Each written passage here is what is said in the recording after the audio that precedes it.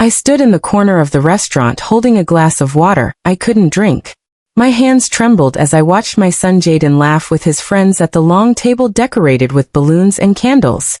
It was his 35th birthday, and I had driven 2 hours to be here. I wore the blue dress he once said made me look elegant. I had even brought his favorite lemon cake from the bakery near my house.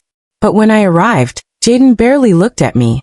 He nodded, took the cake, and handed it to a waiter as if it were trash. His wife Mira stood beside him in a tight red dress, whispering something in his ear that made him smile. I felt invisible. The room was full of people I didn't know, his colleagues, his friends, people who treated him like he was someone important. Maybe he was. I didn't know my son anymore. When the speeches started, I moved closer, hoping he would thank me or at least acknowledge I existed. Instead, Jaden stood up, raised his glass, and said words that shattered me completely.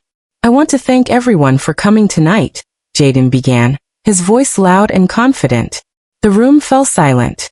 Turning 35 made me reflect on my journey. The struggles, the pain, the emotional battles I had to fight alone. He paused and people nodded sympathetically. My heart swelled for a moment, thinking he would mention how I helped him through college or stayed up nights when he was sick. Instead, he looked directly at me and said, "I had to raise myself because my mother raised me weak. She taught me to accept less, to stay small, to never demand what I deserved." The words hit me like stones. People shifted uncomfortably in their seats. Some looked at me with pity. Others avoided my eyes completely. Mira stood beside Jaden, her hand on his shoulder, her lips curled into a smirk. I wanted to scream, to defend myself, but my throat was too tight. Jaden continued talking, but I heard nothing else. I stood there, frozen, humiliated in front of strangers who now believed I was a terrible mother. After the speech, I tried to approach Jaden, but Mira stepped between us. She smiled sweetly, the kind of smile that doesn't reach the eyes. "Marla, maybe you should go home now," she said softly. "Jaden needs space. This is his night." I looked past her at my son, hoping he would say something, anything to soften the blow. But Jaden turned away, laughing with a friend as if I didn't exist. Mira leaned closer and whispered, "You need to move on. Stop living in the past. Jaden has a new life now, and honestly, you're not really part of it." Her words were knives. I nodded numbly, grabbed my purse and walked out of the restaurant. The cold night air hit my face, but I didn't feel it. I sat in my car for 20 minutes, staring at the steering wheel, replaying Jaden's words over and over. Raised him weak. Emotional battles. My fault. I started the engine and drove home in silence, tears streaming down my face, wondering how my only child could hate me so much. The next morning, I woke up exhausted. I hadn't slept. My mind kept replaying the birthday dinner, Jaden's cold eyes, Myra's smirk. I made coffee but couldn't drink it. I sat at the kitchen table staring at my phone, wondering if Jaden would call to apologize. He didn't. Instead, I found myself scrolling through old photos. Jaden as a baby in my arms. Jaden on his first day of school holding my hand. Jaden graduating college, wearing the suit I bought him. When had everything changed? I called his number. It rang twice, then went to voicemail. "Jaden, it's Mom. Please call me back. I just want to talk." I texted him too. No response. Hours passed. I checked my phone every few minutes like a fool. By evening, I realized he had blocked me. I tried calling from a different number. Voicemail again. I felt pathetic. Desperate. Then I remembered something. I went to my bedroom closet and pulled out an old cardboard box I hadn't opened in years. Inside were memories, report cards, drawings, letters.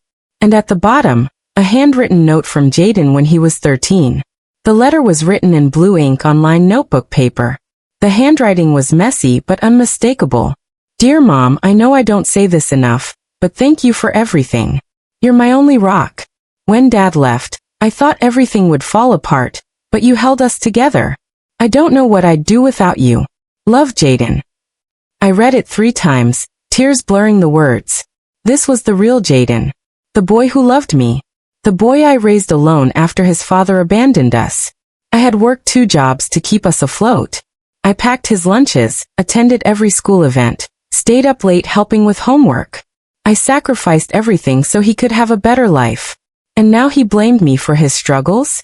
I put the letter back in the box and wiped my face. I needed to understand what had happened. Why had my son turned against me? I grabbed my phone and searched for Jaden's social media. Mira had blocked me on everything. But I found a public post. My heart stopped. It was a real estate listing for my house. The post said, upcoming renovation project, with my home address listed underneath. Jaden had shared it with the caption, excited to transform this property into something modern. My house. The house I still lived in. The house I had paid off with years of hard work. How could he list it as his project? I called the real estate agent whose number was on the post. Hello, I'm calling about the property listing on Elm Street, I said, trying to keep my voice steady. Oh yes, the agent replied cheerfully. Mr. Jaden Harrison is the owner. He's planning a full renovation. I'm Marla Harrison, I said firmly. That's my house. I'm the owner.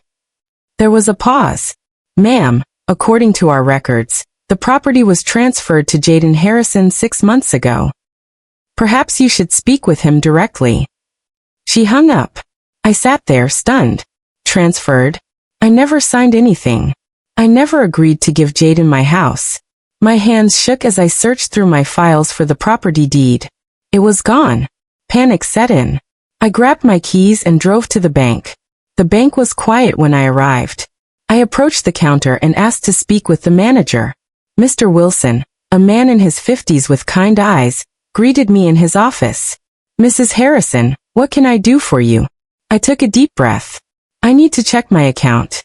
I think something is wrong. He pulled up my records on his computer. His face changed. Mrs. Harrison, your joint account with Jaden Harrison shows multiple large withdrawals over the past year. Joint account? I repeated, confused. Yes. You added him as a joint holder 3 years ago after your surgery. Don't you remember? I remembered the surgery. I remembered being weak and scared. Jaden had offered to help manage my bills while I recovered. I signed papers he brought to the hospital. I trusted him. How much is gone? I whispered. Mr. Wilson hesitated. Approximately $38,000. The room spun. That was almost everything I had saved. My entire retirement fund. You authorized these transfers, Mrs. Harrison, he said gently. Your signature is on every transaction. But I never authorized anything. I looked at Mr. Wilson, and he must have seen the horror in my eyes. I didn't sign those, I said. I left the bank in a daze. My son had stolen from me. Not just money, my security, my future, my trust. I drove home and sat in my car for an hour, unable to move. Finally, I went inside and locked the door. I needed help. I needed someone who would believe me.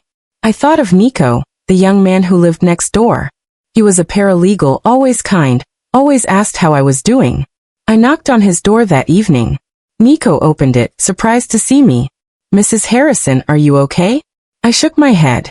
No. I need help. He invited me in, made me tea, and listened as I explained everything. The birthday humiliation, the stolen money, the house listing, the forged signatures. Nico's face grew serious. Mrs. Harrison, this is elder abuse. Financial exploitation. It's a crime. Hearing him say it out loud made it real. I wasn't crazy. I wasn't imagining things. My son and his wife were trying to destroy me. I can help you, Nico said. I know people. We can build a case. I nodded, feeling a spark of hope for the first time in days. The next morning, I called Jaden from a new number. He answered on the third ring. Hello. His voice was cold. Jaden, it's me. We need to talk. There was a long pause. What do you want, Marla? He called me Marla. Not Mom. Just Marla. You're not allowed in my house again, I said firmly. You stole from me. You lied. You're not welcome here. He laughed. Your house? That's legally mine now. And the money? You gave it to me. You signed everything. I never signed anything, I said, my voice shaking. You forged my signature. Prove it, he said. Then his tone turned vicious. You're vindictive. Bitter. This is why I had to cut you out. You'll regret turning on your own blood. He hung up. That night I couldn't sleep. Around 2 a.m., I heard a noise outside. I went to the window and saw a shadow near the side of the house. Someone was trying to open the window latch. I grabbed my phone and called the police. By the time they arrived, the person was gone. But I knew. It was Jaden or someone he sent. I was no longer safe in my own home. Nico came over the next day and installed a small voice recorder in my living room. Just in case they come back or call, he explained. I felt paranoid but grateful. 2 days later, my phone rang. It was Mira. I let it go to voicemail, but the recorder was running. Her voice was sharp and threatening. Marla, this is your last warning. Sign over the deed to Jaden, or we'll file a lawsuit. You owe us. Jaden's life is ruined because of you. You were a terrible mother, and now you're being a terrible person. Don't make this harder than it has to be. I played the recording for Nico. His eyes widened. This is perfect evidence. She just admitted to coercion. I felt sick. My daughter-in-law, the woman I had welcomed into my family, was threatening me. We need more, Nico said. We need to prove intent. Over the next week, I collected everything, bank statements, the fake transfer documents, screenshots of the real estate post, Myra's threatening voicemail. Nico helped me organize it all into a file. It was growing. The evidence was mounting. And I was ready to fight back. A week later, an official letter arrived from City Hall. I opened it with shaking hands. It was a building permit application for major renovations on my property. The applicant was Jaden Harrison. The paperwork claimed the house was his inheritance. Inheritance. My husband had been dead for 12 years, and I was still alive. How could Jaden claim inheritance? I called Nico immediately. He came over, reviewed the documents, and pulled up public records on his laptop. Marla, look at this, he said, turning the screen toward me. There was a legal filing from 6 months ago, a quiet title action claiming ownership of my home. Jaden had filed it without my knowledge. How is this legal? I asked. It's not, Nico said. But if you didn't respond or weren't notified properly, it can go through by default. This is fraud.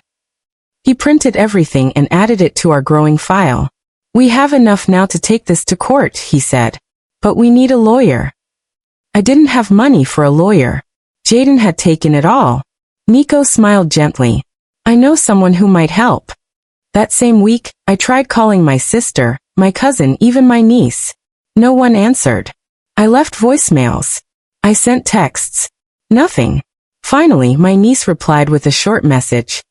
Aunt Marla, we heard you're not doing well. We think it's best if you get help. We love you. Get help? I wasn't sick. I wasn't confused. I was being erased. I realized what had happened. Jaden and Mira had told everyone I was mentally unwell. They had poisoned my entire family against me. I felt completely alone. Then I remembered something. I searched my phone for a family group chat I used to be part of. It was gone. I had been removed. I sat on my couch, staring at my phone, feeling the weight of isolation. But I wasn't giving up. I opened my husband's old desk drawer and pulled out his journal. I hadn't read it in years. I flipped through the pages, his handwriting familiar and comforting. One entry caught my eye. Marla is the strongest woman I know. She sacrifices everything for Jaden. I just hope he grows up grateful and not spoiled. If they ever turn on you, my love, fight. Those words gave me strength. My husband had known. He had seen the potential for this. And he was telling me not to give up. Nico introduced me to Clara the next day. She was a retired attorney in her 70s with sharp eyes and a no-nonsense attitude. We met at a small cafe downtown. I told her everything. She listened, took notes, and reviewed the documents Nico had organized. When I finished, Clara leaned back and smiled. Mrs. Harrison, your case is strong. Very strong. Fraud, elder abuse, coercion, we have it all. Can we win? I asked. Yes, she said firmly. But we'll need proof of motive. And ideally, a public forum where the truth can come out. I didn't understand what she meant, but I trusted her. Clara agreed to represent me pro bono. She said cases like mine made her angry, and she wanted to help. For the first time in weeks, I felt like I wasn't alone. I had Nico. I had Clara. And I had the truth. 2 weeks later, an invitation arrived in my mailbox. It was elegant, printed on thick cream-colored paper. You are invited to a legacy celebration honoring the memory of Thomas Harrison, my late husband. Jaden was hosting an event in his father's name. The invitation listed Jaden as the organizer and mentioned he would be speaking about overcoming a difficult childhood. My blood boiled. He was using his father's memory to rewrite history, to paint himself as a victim and me as a villain. I showed the invitation to Clara. She read it carefully, then smiled. This is perfect. Perfect. I repeated. This is our forum, she explained. Public event. Witnesses. Jaden will likely lie. And when he does, we'll expose him. I wasn't sure I had the courage. Standing up in front of people, interrupting my own son, revealing his lies, it terrified me. But Clara put her hand on mine. Marla, if you don't fight now, you'll lose everything. Your home. Your dignity. Your truth. She was right. I nodded. What do we need to do? Clara leaned forward. We prepare. We gather everything. And we make sure the truth is undeniable. Over the next 2 weeks, Clara, Nico, and I worked tirelessly. We compiled every piece of evidence. Bank records showing the $38,000 in unauthorized transfers, the forged property documents, screenshots of the real estate post, Myra's threatening voicemail, and the fraudulent building permit application. Clara organized it all into a presentation. She also found something else. Nico had access to old social worker files through his office. Legally, he couldn't share them, but he hinted at something important. Myra had a history. Years ago, she had tried to claim her own father was mentally unstable to gain control of his assets. It didn't work, but the pattern was clear. She was a predator. Clara added it to our file as context. This shows intent, she said. She's done this before. I also found an old letter Jaden had written when he was 16. It was tucked in the back of a photo album. In it, he blamed Myra, his girlfriend at the time, for isolating him from his friends. He called her controlling, manipulative. I had forgotten about that letter. Now it made sense.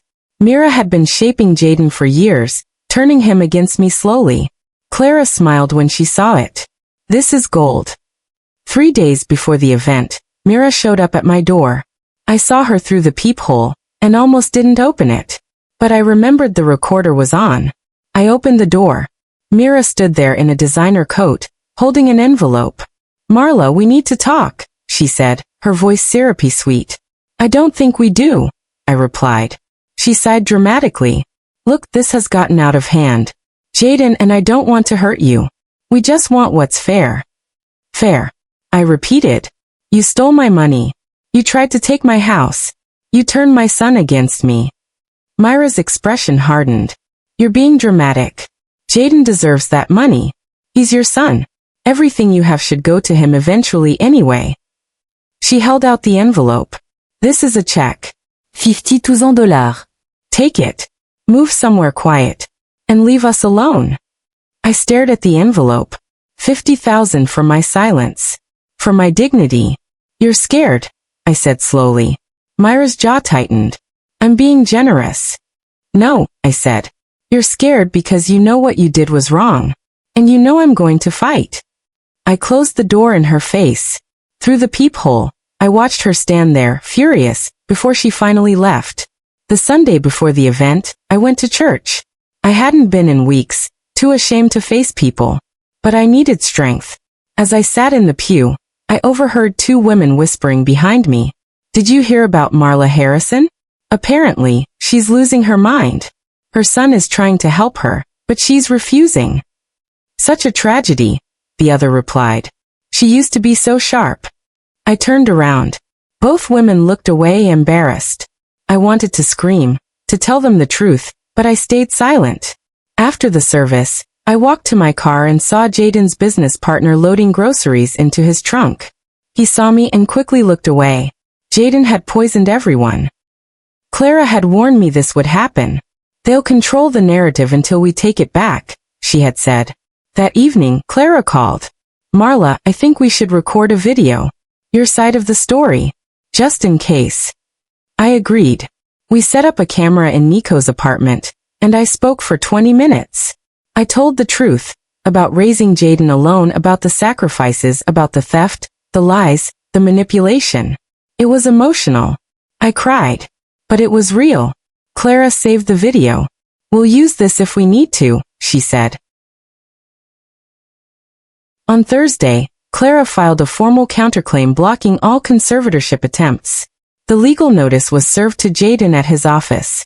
I wasn't there, but Nico heard about it through a mutual contact. Jaden was furious. That evening, he showed up at my house. I saw his car pull into the driveway, and my heart pounded. The recorder was on. Nico was next door, ready to call the police if needed. I opened the door before Jaden could knock. He looked different, his face red, his eyes wild. You filed a lawsuit against me, he shouted. I filed a counterclaim to protect myself, I said calmly. You're trying to destroy me, he said.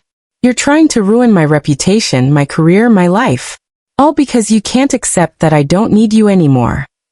You stole from me, Jaden, I said. You lied. You manipulated. You treated me like I was nothing. He stepped closer. If you speak at that event on Saturday, you'll regret it. You'll regret ever being my mother. His words hung in the air. I met his eyes, and for the first time, I wasn't afraid. I already have regrets, Jaden. But staying silent isn't one of them. Saturday morning arrived. I woke up early and put on my best dress, the same blue one I wore to Jaden's birthday. I wanted to look strong. Clara picked me up at 10 a.m. She carried a leather briefcase and a calm confidence I desperately needed. Nico came too, holding a small speaker and the manila envelope with all our evidence. Are you ready? Clara asked. I nodded, though my hands were shaking. We drove to the community hall where the event was being held. It was decorated beautifully, photos of my late husband on display, flowers everywhere, soft music playing. People were already arriving. I recognized some faces, old family friends, distant relatives, Jaden's colleagues. No one spoke to me. I sat in the back row with Clara and Nico. Jaden stood near the front, greeting guests. Mira was beside him, wearing black like she was in mourning.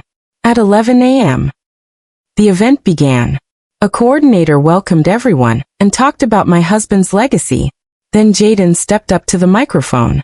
He smiled, composed and confident. And he began to lie. Thank you all for being here to honor. Marla Harrison raised her son alone after her husband passed. She worked 2 jobs. She sacrificed everything. And in return, her son stole $38,000 from her account, forged property documents to steal her home, and tried to have her declared mentally incompetent. The room erupted in whispers. People looked at Jaden with disgust. I stepped forward, my voice steady now. Jaden, you said I raised you wrong. But I see now. I raised you too well. You thought love meant ownership. You thought because I gave you everything, you were entitled to take even more. Jaden tried to speak, but no words came out. Mira grabbed his arm, trying to pull him toward the exit, but people blocked the way. An older man, one of my husband's old friends, stood up. Jaden, is this true? Jaden stammered. She's confused. She doesn't understand. I understand perfectly, I said. You stole from me. You lied about me. You tried to erase me. Clara handed Jaden a folded paper. This is a notice of intent to sue for elder abuse, fraud, and financial exploitation. You'll be hearing from us. Some people applauded. Others sat in stunned silence. A woman in the front row stood and walked over to me. Marla, I'm so sorry. We didn't know. More people came forward. I received messages from strangers, other mothers, other parents who had been discarded by their children. They thanked me for speaking up. They told me I gave them courage. Clara finalized the lawsuit. Jaden tried to settle quietly, offering to return the money and the house. But I refused. This wasn't just about money anymore. It was about accountability. The case went to court. Jaden and Mira both testified, trying to downplay their actions. but the evidence was overwhelming. The judge ruled in my favor. I got my house back. I got my money back plus damages. And Jaden was ordered to pay my legal fees. But more than that, I got my voice back. I got my dignity back. I got my truth back. I moved into a smaller, quieter home 6 months later. I didn't need the big house anymore. It held too many painful memories. I sold it and used the money to start something new.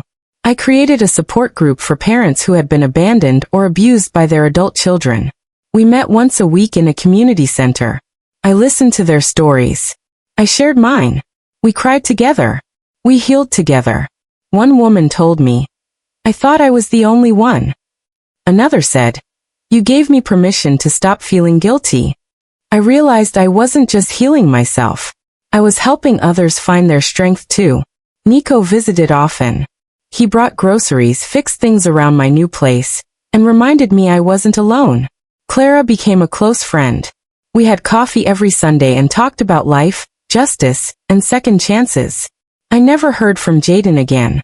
I heard through others that he and Mira separated, that his business failed, that he moved to another state.